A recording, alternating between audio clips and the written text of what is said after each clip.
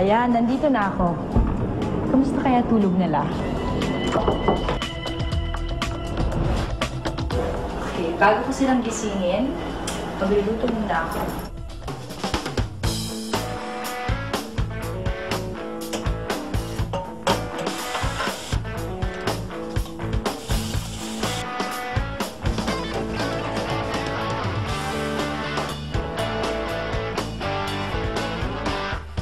Kuya, mga kuya. Okay, so yan. Pinagluto ko kayo ng iba't ibang pagkain. Gutom na ba kayo? Oo? Sige, halika kayo. Eat. Let's eat.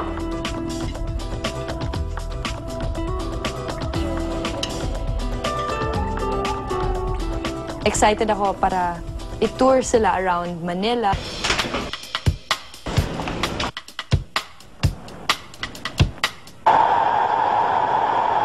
Papasok tayo ng MRT station. Sasakay tayo ng tren.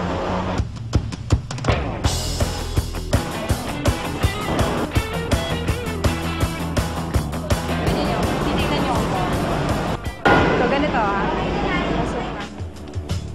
Bubukas to. Kunin mo. Tinabatan mo. Kuya, tika na. Kunin ko. Tapos bubukas. Sige, tulak mo. Tulak mo na. Ay!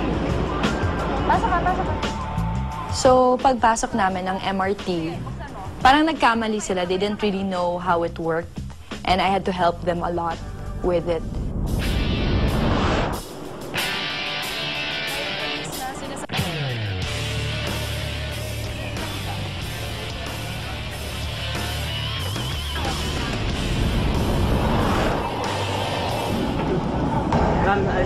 Yan yung Pasig. Yan ang pangarap mong makita ang Pasig. Ah, talaga? O di nakita mo na. Nakita mo? Bakit mo na pangarap makita yung Pasig River? Nababasa po sa libro. Nababa? Oo. Ng may ilong Pasig. Oo. Hindi po pala siya umagos ano. Hindi masyado. Hindi masyado. Pero sa inyo, Ay, malakas po ang malakas yung po. agos.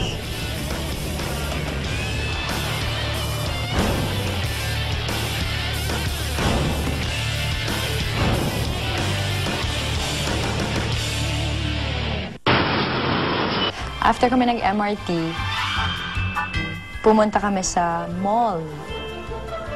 So, ngayon, magsha-shopping tayo. So, maghahanap ngayon tayo ng mga damit para sa inyo.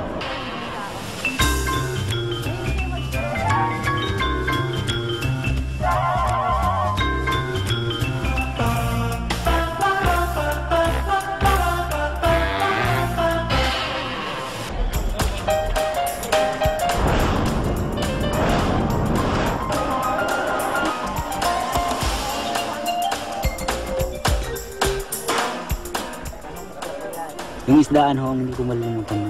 Isda? Oo, dahil ibabaw ko sa yung isda. Maraming klaseng isda ho nga ron eh.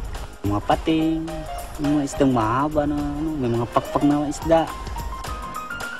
Nandoon na yung lahat ng klaseng isda na sa karagatan. Nakita namin doon.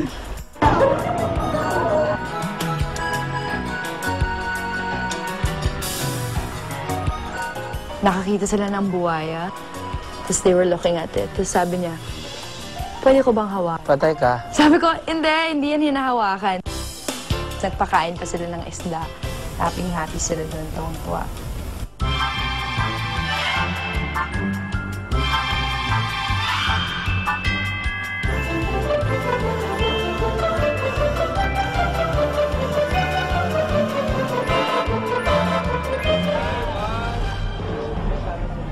Ayan.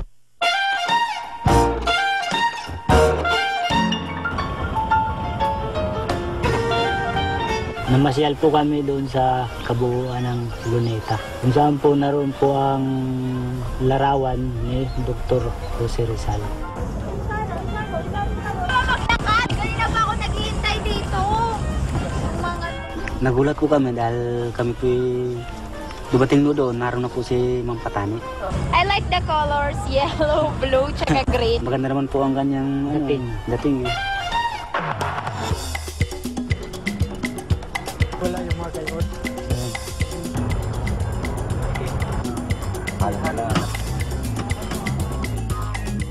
Ano po ba kuya ang tawag dito? Filipino sorbetes. Ang flavor niyan ay mango, ubi at saka cheese. Mula din po ito sa mga prutas o Oo pagkain? naman po. Bumili po kami ng mais, kulay pula, kulay puti. Pero siya, naging lasang tinapay na po, pero yari sa mais po siya.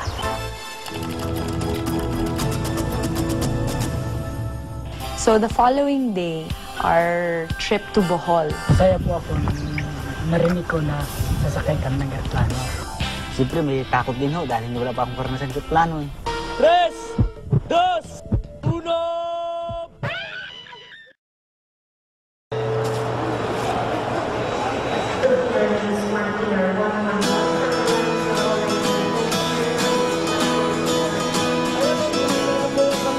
So the following day, ayan na, our trip to Bohol.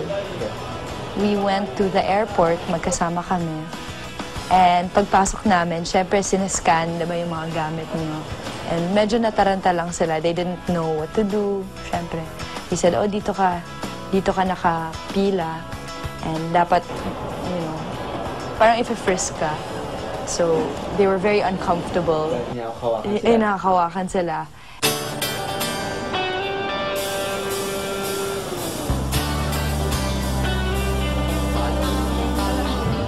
Masaya po ako nang narinig ko na sasakay kami ng aeroplano. Dahil makikita na ako ng personal. Makikita ko ng personal yung aeroplano. So ngayon, nandito tayo sa papasukan ng aeroplano. Kung tingnan niyo yun yung aeroplano. Yung sasakyan natin.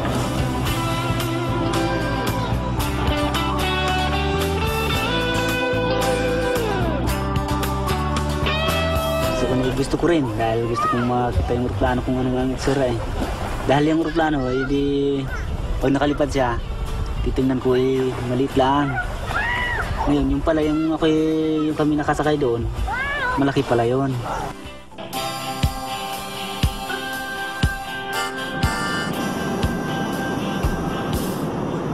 Una po siya lalakad po siya sa highway. Tapos kagayon siya. Tataas na siya. Nung nag-take off kami, they couldn't take their eyes off the window. Nakatingin lang sila. Tapos, hindi, natakot sila, but mas natuwa. And si Bidoy at si Roman, excited na excited. Si Gabin, tuwang-tuwa sila to be in the airplane because one of their dreams yon. Isang pangarap nila yon. Kahit sa pag-landing, nakatingin sila out the window. And we have just landed at Tagbilaran Airport. Welcome to Tagbilaran.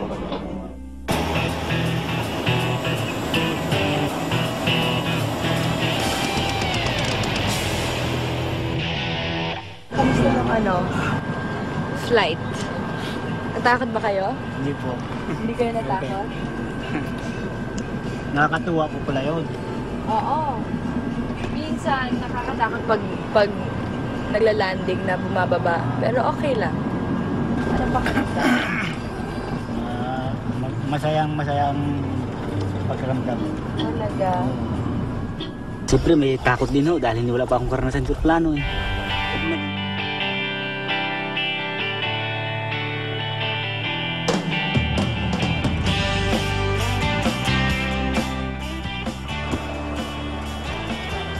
Sumakay po kami ng bangka. Papuntang Islang Pamilakan Island.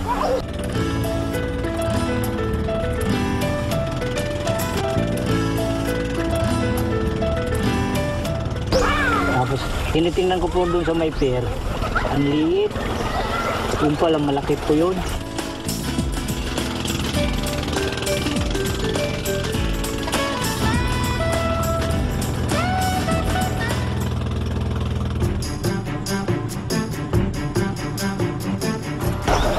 Nung marating po namin yung lugar, maganda po pala yun. Ang ganda po ng dalampasigan. Ang ganda ng buhangin. Tapos ang ganda-ganda po ng dagat.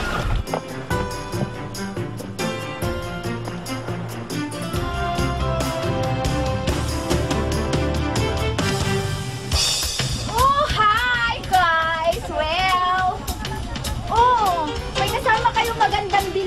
At balita ko, mag-i-snorkeling daw kayo. Taga dito ka pala. Oo Is this naman. your house? Yeah, that's my house. No, it's not my house. It's my store. But anyway, let's continue, ha? Ito ang tinatawag na snorkel. Sandali, kayo naman, oh, sa inyo din yan. Yan, Teka bigyan ko muna, sila itong muna. kasama nyo. Pati ba ikaw? Oo. Ay, sige, nagdagat muna ang sayo. Ano gusto mong kulay? You want red or blue? Blue is okay na. Sige. Itawag na, kuya. Ayan, isukat mo, ha? Huwag kang mahiya, don't be shy. Ayan, tas to para sa ilong at mata. So, hindi ka hihinga sa ilong? Ay, saan ba hihinga? Gusto mo nga lang. Sa mouth. Kuya, Pakita mo kasi. kuya, don't be shy, ha? Look at Tingnan me, mo, ha? tingnan mo siya. Ah, gano'n. Oh, tapos dito siya humihinga. Oh, yan. Binigyan po kami ng salbabida. Yung siksingan niya.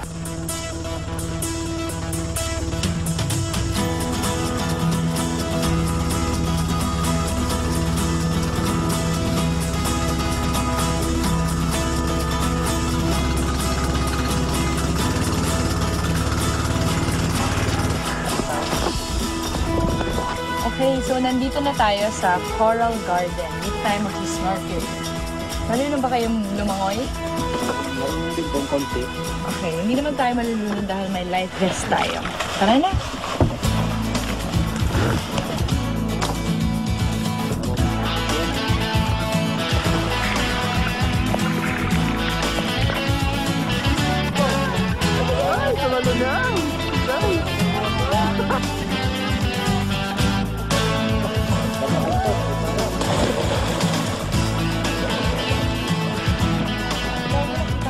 Pag-snorkeling namin, super nauwi sila. Siguro isang oras sila nag-snorkel.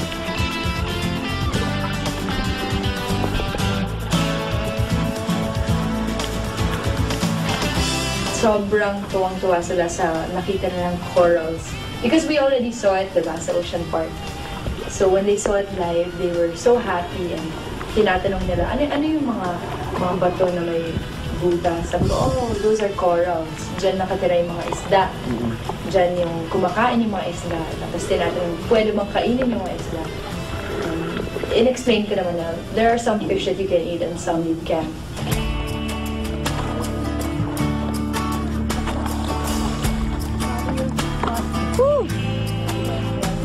Ako, lamig na ako after mga 45 minutes. Ano sila, gusto na mag-stay.